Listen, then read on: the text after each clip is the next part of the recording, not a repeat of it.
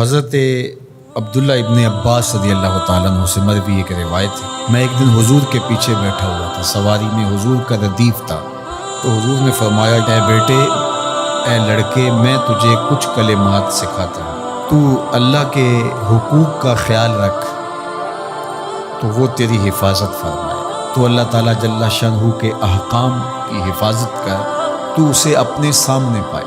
اذا سألت فاسأل اللہ، جب سوال کرے تو اللہ سے ہی سوال کرے، اللہ سے مانگنے کا مزاج پیدا کر لے کہ فرمایا تمہارے جوتے کا تسمہ بھی ٹوٹ جائے تو وہ بھی اللہ سے مانگو۔ ضرور بازار میں جاؤ دکاندار سے، لیکن حقیقی طلب اللہ سے ہونی چاہیے، بات بات پہ اللہ سے سوال کرو، بڑی سے بڑی چیز بھی اس سے مانگو، چھوٹی سے چھوٹی چیز بھی اسی سے طلب کرو۔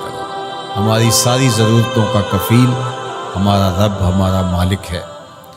تو دوسری نصیحت یہ کی کہ جب تو استعانت طلب کرے، مدد طلب کرے، تو اللہ سے ہی استعانت طلب کرے۔ وعلم اور جان کہ اگر ساری امت، سارے لوگ، پوری قوم جمع ہو کے تمہیں فائدہ پہنچانے کی کوشش میں لگ جائیں تو تمہیں وہی فائدہ پہنچا سکتے ہیں جو تیرے لیے تیرے رب نے لکھا ہے۔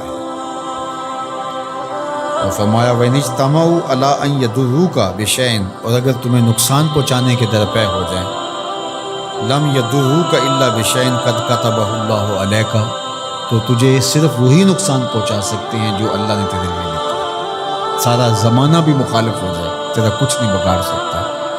ہاں، تیرے مقدر میں اگر کوئی چیز، کوئی بگاڑ لکھا ہے تو وہ ہوگا، اس کا ذریعہ وہ بن جائیں گے۔ تو اس لیے پھر اسی سے مانگو، اسی سے طلب کرو۔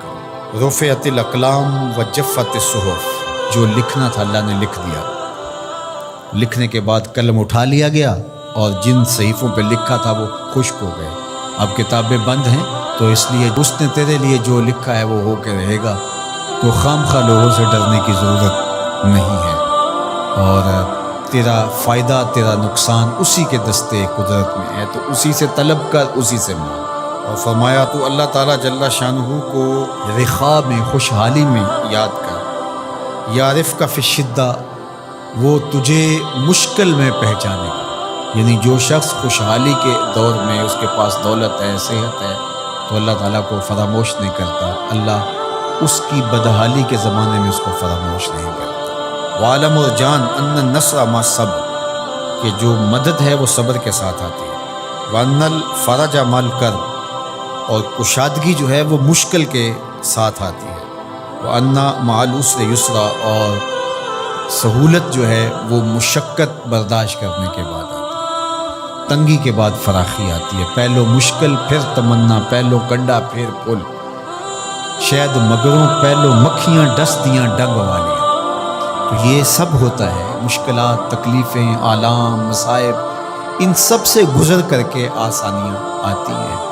خود حضور کی زندگی دیکھ لیجئے، مدنی زندگی مکی زندگی کے گزرنے کے بعد، طائف کے مراحل کو طے کرنے کے بعد آتی ہے۔ تو ہم ڈائریکٹ اگر چاہیں مکی زندگی کو اختیار کیے بغیر اور طائف کی مشکلات اور سنگلاخ راستوں سے گزرے بغیر مدنی برکتیں حاصل کرنا، تو وہ نہیں پا سکتے۔ تو یہ اللہ تعالیٰ نے ایک نظام رکھا ہوا ہے۔